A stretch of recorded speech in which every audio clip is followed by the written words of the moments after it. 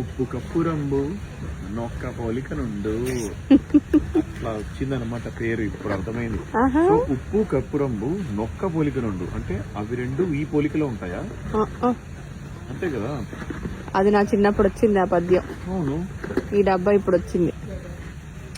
ఎప్పుడో వచ్చుంటది ఇది కూడా. ఉప్పు కప్పు రంబు నొక్క పోలిక నుండు. ఓకే, ఇప్పుడు నాకు అర్థమైంది. ఇందులో ఉప్పు కప్పు రంబు మూడు ఉండాలి. దానికి మీకు అలా అర్థమైంది ఆ కర్పూరానికి? ఉప్పు కప్పు రంబు అంటే వీడు ప్రాబబ్లీ ఒక కప్పులో ఉప్పు. దేవుడా, రంబు అంటే రంబా. అదే మ్యూజిక్ సెన్స్ ఎక్కువ మనకి. ఓకే, సో ఇంటికి అదేంటి? సో ఉప్పు కప్పు రంబు నొక్క పోలిక నుండు. సో సూపర్ ఫుడ్ అదనమాట. చూసావా, ఇదేంటంటే సూపర్ ఫుడ్ స్మూతీస్ ఇవి. సో ఉప్పుని కప్పు రంబుని కలిపితే ఒక స్మూదీ అవుతుంది. ఓకే, మీరు అనవసరంగా మీ బుర్ర వాడి దానికి పదును పెట్టి మాకున్న విద్యను తీసేయద్దు. దయచేసి దాన్ని పక్కన పెట్టి ముందుకు నడుద్దాం.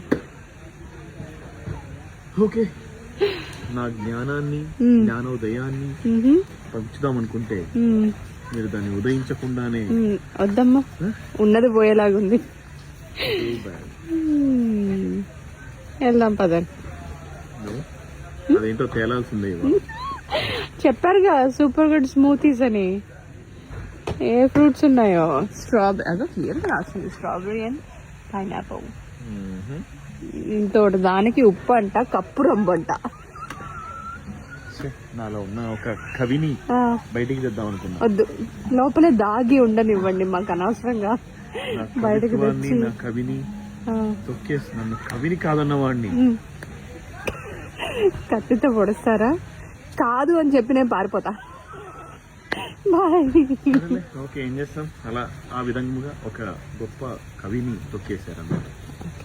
అందుకు మీరే సాక్ష్యం. But anyway, bye.